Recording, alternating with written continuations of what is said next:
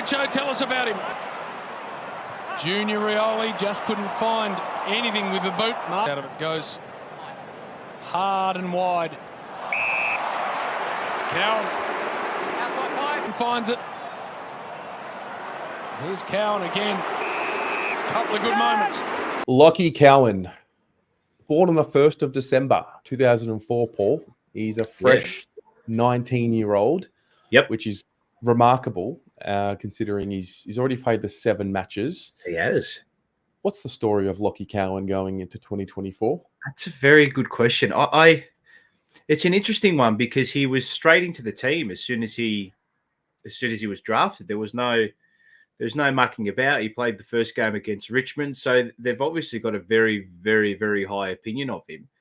For them to rely upon him as a general defender in round 1 against a team that's, Richmond, who's been there and done it all. So, albeit, a little bit off the 8 ball considering where they were a few years ago under Dimmer. But I actually, funny, I picked him because I went and watched back his season highlights for 2023.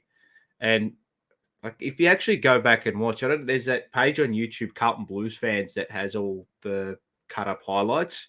He's the real goat. He's doing God's work over there. Oh, yeah. God bless that page. Absolutely. Yeah. God bless that page. But this kid can play, man. Like, he's got some real skill. And I think that the one thing that really stood out for me was his aerial prowess and how well he reads the ball in the air, which is something that when you're that age coming into the competition playing that role, it can sometimes be a little bit difficult to get up to the speed of the game. But he just banged straight away. There was no... He seemed right at home. So I think that the next thing for him now is to just start winning the ball a lot more than he did. But I don't think I'd say impacting the game a lot more than he did in the first couple of rounds he was in. But I think that will only just come with natural development and playing in a better system, and then playing in a team that's hitting form. He was in the team when we were going, sort of like half a busted early in the year. So, and he's got a massive kick on him as well. So for me, I think it's just impacting games a lot more than he did in the early part of the season, and getting his hands a lot more and just generating more rebound 50s as well, which he can do given his kicking, and just to continue to work on that intercept game of his as well, because that is, like I said, if you go back and watch his highlights and replays, mate, he's got balls, this kid, man. Like he does not shirk the task in the air. So he's very, very courageous. And like I said, for them to put him in the team that early shows, I think it just shows his professionalism and shows how well off he is at the level at such a young age. Well, I mean, you touched on it just then. So 18 years old for the entirety of season 2023. He plays the first 6 games in a row. So it wasn't like a cameo. They really believed in what he was able to do early in the piece. Didn't feature again until round 19.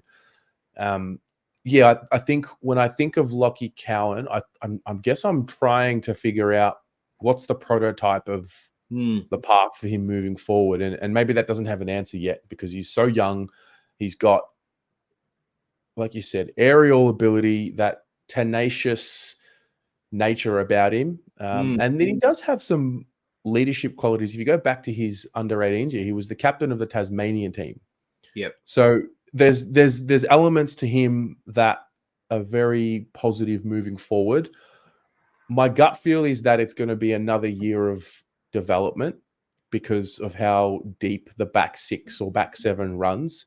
But having said that, I wouldn't be shattered if you're playing him. Like I wouldn't be clenching my jaw worrying about his ability to handle it. Like he's got the ability to handle the heat. Yeah, well, I think the one thing I'm looking at too is he played in the early part of the season where we were still winning. So we were not going absolutely terribly. And I'd love to see him in the team when they're, if it gets to a point where we're flying this season, it'd be nice to see how he goes when the team is full of momentum and full of winning form and playing in the, in the flow state. Be nice to see him come into the team during that phase. So I think there is. I'm not, and regardless of if he is or isn't, I'm not worried at all because Yeah. we're at this point now where there's no. I mean, there is a natural rush to get them into the team because you want to be playing, you want to be in form, you want to be in the senior team. I get that as well. So there's that type of pressure to come into the team, just the competitive nature of a player like him and probably all players, to be honest. But he, even if he is in the reserves or the VFL for the first half of the season or anything like that, I don't think there's too much of a concern. He went back to the VFL last season and he killed it. So, he's going to be part of the depth of the general defenders. But at the same time, the scope for improvement, you don't know how far up the chart he's going to go with regards to general defenders. I think that's the beauty of it. Sometimes the unknown is the beauty of it as well. But the kid can play. The kid can really play. And he's got a bit of, I don't know if there were a few tackles he laid. And if people go and watch and see the highlights, he's got a bit of mongrel about him, which is good. So, I know everyone spoke about him. Everyone's going to roll their eyes, but, Liam Stocker had that thing about him. But I think he's got far more potential than what Stocker has. And I think he's got the same amount of mongrel in him as well. And we don't have one of those players with his look. He's got the leg tattoo now. He's got that filthy mullet going as well. I think every team needs one of those players. And I know it's one of those ones where what does the look mean? They've got to go out there and kick a football. But I think when the attitude matches the look of that type of player, every team has a rascal in there. Collingwood have got it with Maynard in the back line. And I think we kind of need it with someone like him. So he's still a baby though. 2004. He just turned, I mean, we're filming this, mid-December. Yeah, he's ridiculous. Only just turned 19. Yeah. You spoke about mongrel. Well, he's wearing the number 2. Yep. The guy before him wasn't necessarily a mongrel, but there was a guy who used to wear the number 2, Mr. Williams, that had a bit of that in him. So I'm sure Diesel being around would be getting into his ear about what it means to be wearing the number 2. Yeah, well, we remember we spoke about this when we did our day one training update, and the guys were out there. I think 99% of them were out there in their training, in their actual playing numbers. And we were talking about, what does it mean? What do the numbers mean? And look, as much as I'm all about letting the person in the actual number make it their own legacy, I do. There is always that little added weight and that added bit of expectation when they get a number of someone who has been a club legend and has been there and done it to perform. And I find it ironic that Diesel's there at the same time that this kid's got number 2. So, look, I reckon Diesel might just have, as much as he might have eyes peeled on every other department, I reckon one eye might be peeled on Lachie Cowan, given the disappointment. Well, is it the disappointment of Paddy Dow? Yeah, probably to a certain point, given the pick that we picked him up with. So, over to you, Lachie. Simple as that. That's it. Well, yeah, obviously wishing him the best. I mean, if he can match 7 games from last year and go one better and get to 10 games, that'd be a good story for him. I feel like, whose positions he putting under pressure? I look at a Marchbank, someone like that. Yeah. Those I feel like defenders. I feel like he's got Newman's type of role in him. And that's someone for him to look forward to growing into, and there will come a time when Nick Newman's no longer with us at the club. He'll be moved on at some point in the next decade.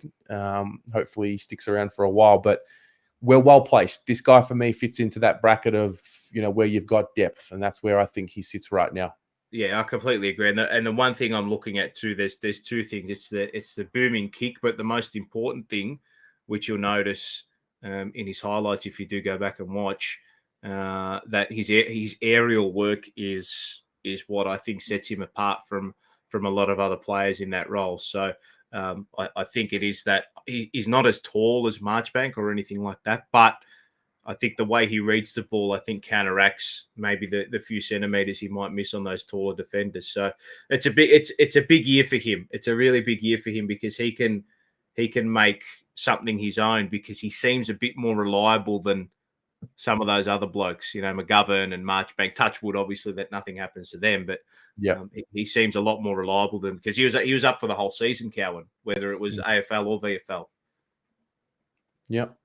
All right. Well, there's Lachie Cowan. Ladies and gents, let us know what you think about Lachie heading into season 2024. We'll chat about it there.